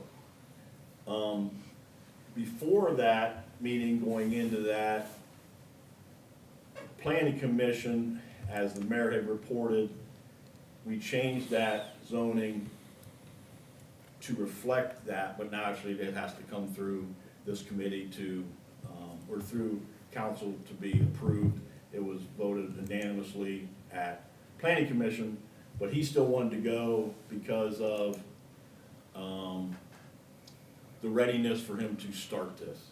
So he's ready to go. And long story short, after hearing that Planning Commission has accepted that and was gonna move forward with it, Board of Zoning Appeals had take the vote, and it was approved on a 4-0 approval to move forward with that. And what it is they're gonna be at about a 45% lot coverage to where there's only supposed to be like Josh, am I right, 33% somewhere in there or something? Yeah, they're about 12 to 15%. Yeah, so 45 is from 33, so, long story short, they okayed it, and they're gonna move forward, so you'll see some things happening down there, in the near future. And again, they just wanted to, they're ready, so they just wanna continue to move on. It's something that they are eventually gonna be able to do anyways, once this change comes through for the planning commission, once you guys okay that. So that's why at the end of the day, the Board of Zoning Appeals didn't see any heartache over just expanding it and making it quicker for them versus, waiting all that time. They're ready to go. So, with that said, that's the end of my report, but I will naturally take any questions on that, if anybody has any. Any questions? All right, Airport Commission, Ms. Alonso. Thank you, Mr. President. The Airport Commission will be meeting October 14th, Tuesday at 6 PM at the Harry Cleaver Field Airport Meeting Room. Park Board, Mr. Sears. Thank you, Mr. President. The Park Board met on September 17th. I guess the only thing I have to report, I think Law Director already mentioned, the Park Board gave the New Philly Youth Soccer Association permission to, I guess, start raising money to develop the empty fields that are directly behind the dog park down at the Southside Park. So That's the only thing I had to report. All right, thank you. Question. Yes. Yes, Mr. Did Cranbill. they do anything with the other fields that are by the overflow parking that would be on this side of the trees? Did they discuss that? Yeah. Do you remember, did the park board give approval for that? Like it would be on No, the high the- school soccer field and the Pee Wee football Right, field, the what, overflow on the parking? master plan and the multi-use fields. No, they're just So they're only concerned. gonna do the park by the dog park? Yep, Got it. Thank you. yep. And I think, I wasn't at the last one, but I believe it involved parking, right? Isn't that what one of them Yeah. had a little bit of a question on? Yeah, I think, Joe Petrullo went out and counted parking That's spaces right. where they're at Yep, yep, currently. yep. So That's they're like gonna try to 250. have at least that or more. Yeah, parking on all the fields along that whole edge, yes. Yeah. Yes, yes. All right. Health Board, Mr. Simmelink. Thank you, Mr. President. The Health Board's next meeting is the 8th of October in this room. All right. All righty, council committee reports. Finance, Mr. Rippeth. Thank you, Mr. President. The Finance Committee met here in council chambers on September 15th. We moved forward with two motions to put ordinance 14, 2025 and resolution, if my eyes are right here, 23, 2025 onto tonight's agenda. That was all that the action we took in that meeting. All right. Public Works and Economic Development, Mr. Alonso. Thank you, Mr. President. The Public Works and Economic Development met this evening at 7:20. We had one item to discuss. It was proposed resolution 25. We voted unanimously to add that to tonight's agenda, and the committee is asking council to suspend the rules and pass on first reading. All right. Adjourned at 7:27. All right. Zoning Annexation, Mrs. Ramos. Thank you, Mr. President. The committee met tonight to discuss ordinance 13, 2025, which is to add to the roles and powers of the Design Review Board, i.e. to submit guidelines to council in certain areas. I won't go over all those numbers. And we had two people here, Mr. Mathias, the code administrator, and Mr. Hip, who is on the Design Review Board, to explain what all that meant. There was a good discussion, and that is on the agenda for tonight. All right, thank you. Salary, Mr. Granville. Thank you, Mr. President. No report this evening. I'll continue to work forward to try to get something scheduled per my last comments, last meeting, but we're not quite there yet. Thank you. All right. Cemetery Board, Mr. Sears. Thank you, Mr. President. There was no cemetery board meeting for September. All right. Contact and Special, Mr. Walker. Thank you, Mr. President. Special Contact Committee met this evening, 7:10. Had two items to discuss, both liquor license requests. Those were voted on to move forward to a full committee vote this evening. So we will do that. I'll go over each one, and a yes vote means no, we don't need a hearing on it. So yes means no. So the first one is liquor license request for 24/7 Food Mart LLC. It's actually just being transferred ownership from HRSV Petroleum LLC. So we need to vote on that one first. All right, roll call. Okay. Mr. Krybel? Yes. Mr. Lonzer? Yes. Mrs. Ramos? Yes. Mr. Rippett? Yes. Mr. Sears? Yes. Mr. Simmelink? Yes. Mr. Walker? Yes. And second one is another liquor license for Tienda de Mi Pueblo LLC. And this is honestly just a address change. So they have to change the paperwork for that one, so we need to vote for that one also. All right, roll call. Mr. Krybel? Yes. Mr. Lonzer? Yes. Mrs. Ramos? Yes. Mr. Rippett? Yes. Mr. Sears? Yes. Mr. Simmelink? Yes. Mr. Walker? Yes. And then last thing, I need to schedule a meeting for the October 13th council meeting then, probably 15 minutes? Yeah. Yeah. 7:15. Have to hear from me in executive session. It's Yeah, like a- 7:15 would be great. Okay. Yep. And that's the end of my report. All right. Visitors' comments, I won't read my speech since we don't have any visitors. So, council comments, any council members with any comments tonight? If not, we'll move into our Mr. President, if I Yeah. could, and I apologize, on the, storm sewer project up at Franklin Square, I forgot to bring it up tonight, and I just saw it that I had, forgot that. The permanent, paving in those areas, there's a couple areas that we have still up there, are supposed to be done this Wednesday. I let them know last Thursday and Friday that they should come in and try to put some more B19 back in there. They did not do that, but today they did return the call to the engineer and said that those will be permanently patched and paved back in on Wednesday. Thank you, and I apologize for that. Ain't no problem. All right, let's move into our legislative agenda. Mr. Courtright. Mr. President, Oh, We need to go into executive session before we Before have legislation. legislation. Sorry, I was gonna go afterwards. All right, we will now, 8:41, we're going to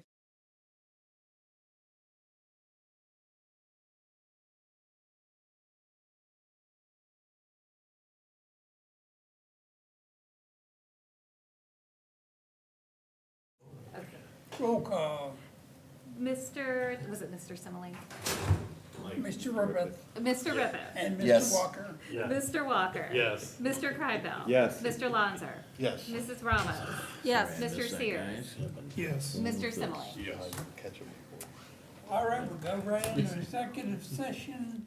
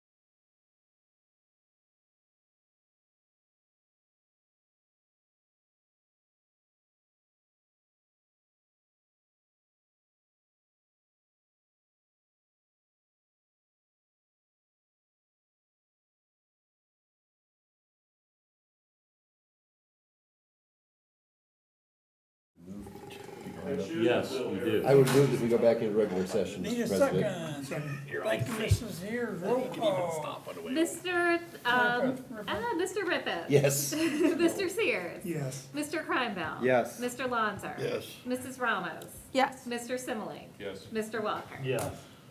All right, we're back Come out of in session, I open the door. regular session.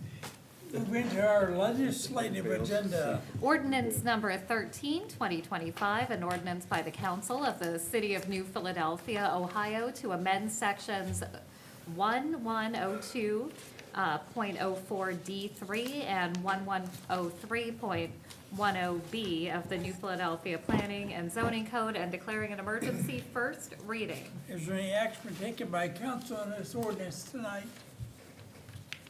Mr. Ramos? I move that we suspend the rules on ordinance 3, 2025. 13, 2025. All right, do I have a second? Thank you, Mr. Walker.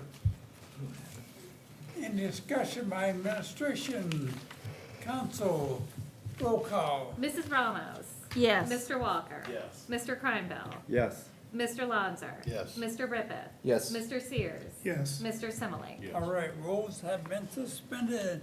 Now, Mrs. Ramos. I ask that ordinance 13, 2025 be passed. Do I have a second? Mr. Walker, thank you. Nobody from the community is here, administration, council, roll call. Mrs. Ramos. Yes. Mr. Walker. Yes. Mr. Kreinbell. Yes. Mr. Lonzer. Yes. Mr. Rippeth. Yes. Mr. Sears. Yes. Mr. Simmeling. Yes. All right, ordinance 13, 2025 has passed. Ordinance number 14, 2025, an ordinance by the council of the city of New Philadelphia, Ohio, amending and adjusting the permanent appropriations ordinance for the year 2025 and declaring an emergency. First reading. Is there any action been taken on this ordinance tonight? Yes. Mr. President, I would ask we suspend the rules on 14, 2025. Do I have a second? I'll second. Mr. Granville, thank you. In discussion by administration, council, roll call. Mr. Rippeth. Yes. Mr. Kreinbell. Yes. Mr. Lonzer. Yes. Mrs. Ramos. Yes. Mr. Sears. Yes. Mr. Simmeling. Yes. Mr. Walker. Yes. All right, rules have been suspended. Mr. Ribbit. I would move that we pass resolution 14, Ordinance. ordinance, I'm sorry. Ordinance 14, 2025. Do I have a second? Mr. Second. Granville, thank you. No communities here, administration, council, roll call. Mr. Rippeth. Yes. Mr. Kreinbell. Yes. Mr. Lonzer. Yes. Mrs. Ramos. Yes. Mr. Sears. Yes. Mr. Simmeling. Yes. Mr. Walker. Yes. All right, ordinance 14, 2025 has passed. Resolution number 23, 2025, a resolution by the council of the city of New Philadelphia, Ohio, to adopt an agreement between the city of New Philadelphia, Ohio, and the International Association of Firefighter, Local 1501, to be effective January 1st, 2025 through December 31st, 2027, and declaring an emergency. First reading. Is there any action taken by council on this resolution tonight? Hearing none, will be held for our next regularly scheduled council meeting. Resolution number 25, 2025, a resolution by the council of the city of New Philadelphia, Ohio, authorizing the city of New Philadelphia to prepare and submit an application to participate in the Ohio Public Works Commission, OPWC, state capital improvement and/or local transportation improvement programs, execute contracts as required, and upon award of the grant to authorize and direct the service director to bid and award bids for the Park Avenue Northwest Waterline Replacement Project and declaring an emergency. First reading. Is there any action taken on this resolution tonight? Yes, Mr. I- Lonzer, Yes, Mr. President, I ask that we suspend the rules on Resolution 25, 2025. do I have a second? Mr. Rippett, thank you. All right, any discussion by administration, council, roll call. Mr. Lonzer. Yes. Mr. Rippeth. Yes. Mr. Kreinbell. Yes. Mrs. Ramos. Yes. Mr. Sears.